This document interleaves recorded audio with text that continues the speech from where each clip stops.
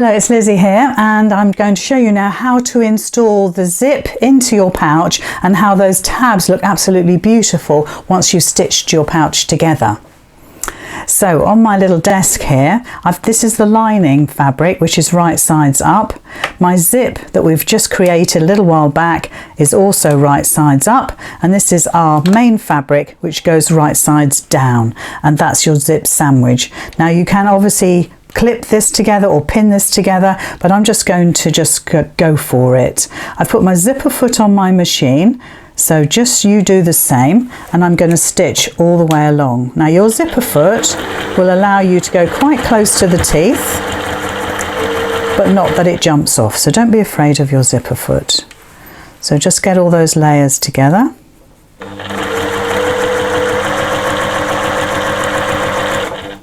And obviously when you come up to your zip pull, you just need to get that out of the way. So just put the foot down, needle in, and then we're just going to slide that zip slider out of the way. There we go.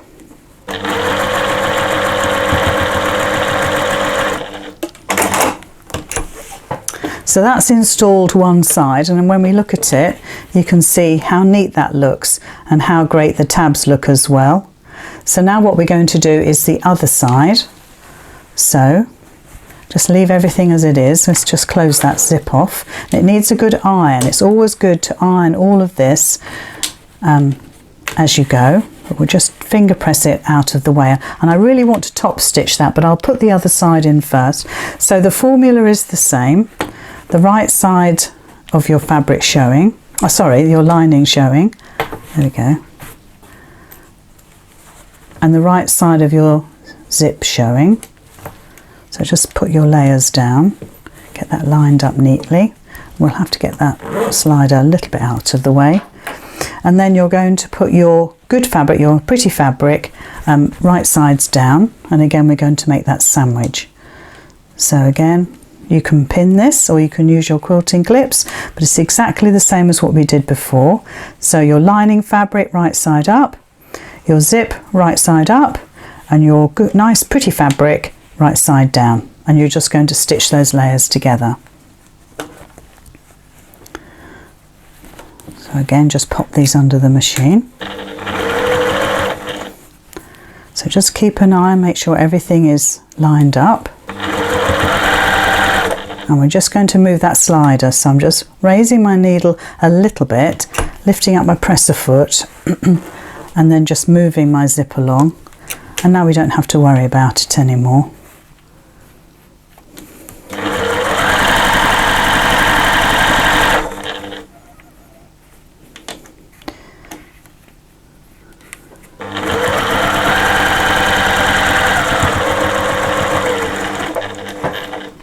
There we go. So take that out of the machine.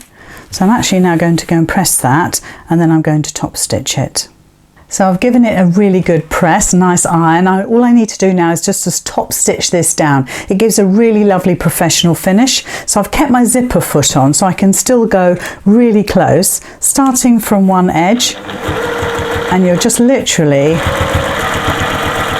it's not an 1/8 of an inch, it's probably a 1/16 of an inch, top stitch all the way along.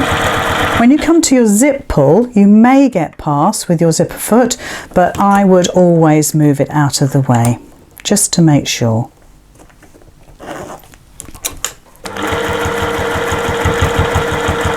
There we go.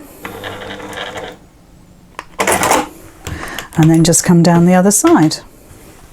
And because you've pressed it, given it a really good iron, it makes it so much easier. So let's just get that zipper foot out of the way, the slider.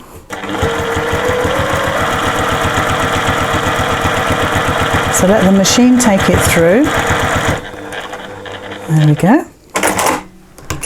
So that's our zip installed, and we've got a beautiful top stitch on there. The only thing you need to do now is obviously stitch the whole piece together. So it's right sides together with your top piece. Just bring those over and match the fabrics up.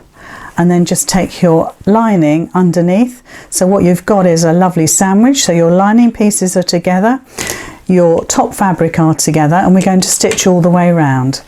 All I'm going to do is I'm going to leave that whole bottom edge there as an opening, as a turn through. I've kept my zipper foot on just because it's easier.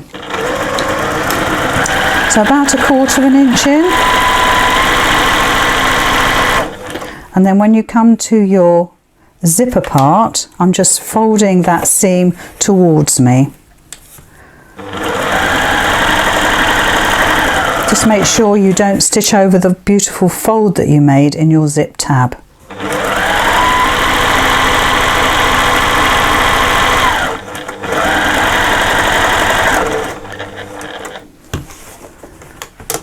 So just line those up a bit better. That's it, bring those down.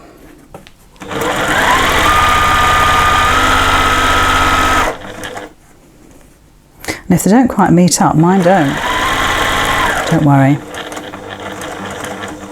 You can trim these off. I'll get my scissors and trim that down a little bit now so I can see where I'm going.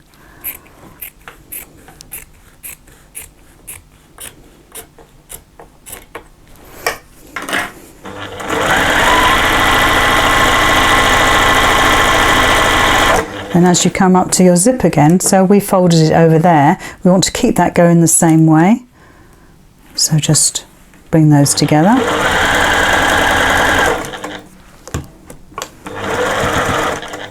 So then we're going all the way down to the bottom.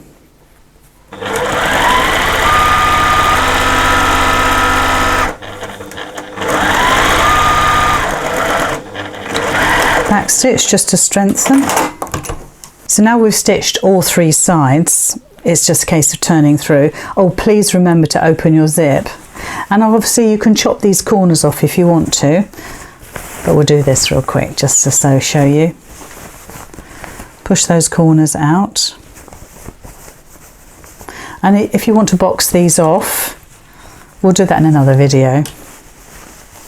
And just push this through for the time being. We can have a look at it, but before you complete it, it needs to be, the turning gap needs to be stitched, so a little thread there.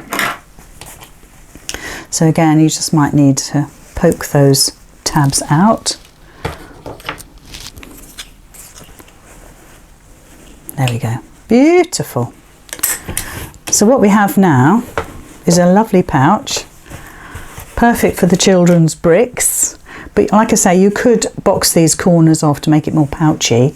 But when you look at the tabs, they're really lovely and neat. They've made a really good job of it. And you can see the folded ends there, which makes it really nice and squared off. And there's no zip caught into your seams. So it squares it off nicely. So that's how you can install your zip tabs and pop your zip in and complete a pouch, and you could make that in 15 minutes.